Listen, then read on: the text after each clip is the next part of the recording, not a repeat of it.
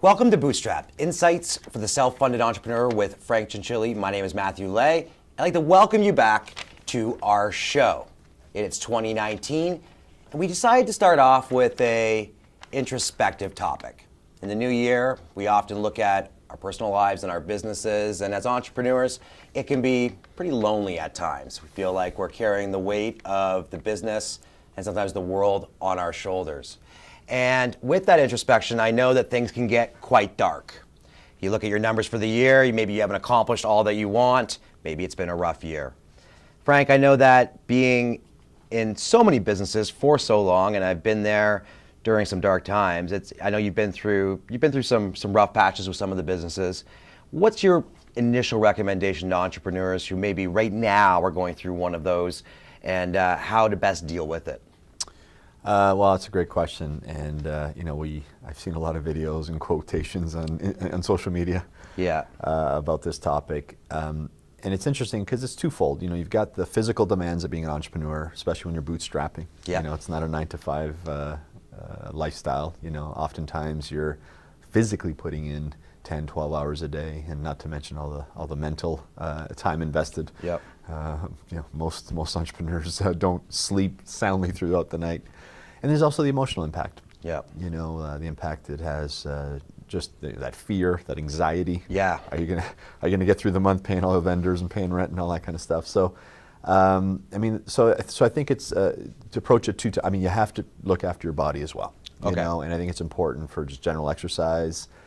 Anytime you're trying to you want to trigger the relaxation response. So yoga's good, meditation's good, all that kind of stuff, right? Just puts it all in perspective a little bit. And I know it's hard to get a lot of sleep as an entrepreneur, but you got to try.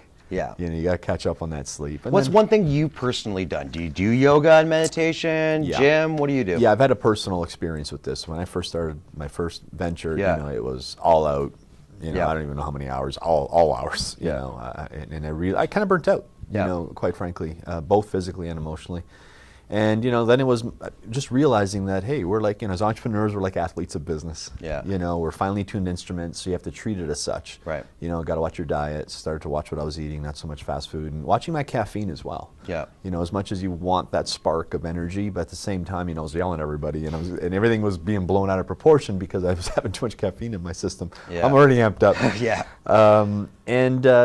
I took to yoga. We even had yoga person come in every week, and everybody got involved with it. But anything that I could just kind of, and everyone's different. I like spas as well. Have that spa day, just some alone time, just some reflection time. I found it made a world of difference. It really charged me up. I talk about this with anyone who's in stress or duress, parents or anything, and that taking that time for yourself is really important. At this time of year particularly, though, we go away, we spend some time with family. Business never really leaves our head, but to a certain extent. But we're also doing something else, and we're analyzing the year that was. I don't know about you, but I'm never happy when I look at those final numbers. And actually working with and for you, I know you're not either. So what are your from a business perspective in this time, and as you're looking at the year that was, what are some of your recommendations for how to, put some perspective on what it is that you're looking at? Yes, and that's a good word that you're using there, Matt, perspective, right? Put it all in perspective. And most people don't make their budgets, because usually people have really high aspirations. So I think you've got to put that in perspective and look at your overall growth. And if you really need to go even back to when, you didn't have your business and you were wishing and hoping that you could be in this position one day where you had a growing business, hopefully it's growing, and you've had employees and suppliers and just a brand that you're building. And so, you mentioned that when we look back at our numbers, we're not happy. Well, I'd say we're content, but we never have a year where we say, oh, we did exactly what we wanted to. So I find it's, it is satisfying. When you don't have a good year, though, because that's, just you missed your numbers completely, you didn't make any money, then you have to reassess. And I mean, the other thing that we do, I think, a lot is we like to have aspirational budgets.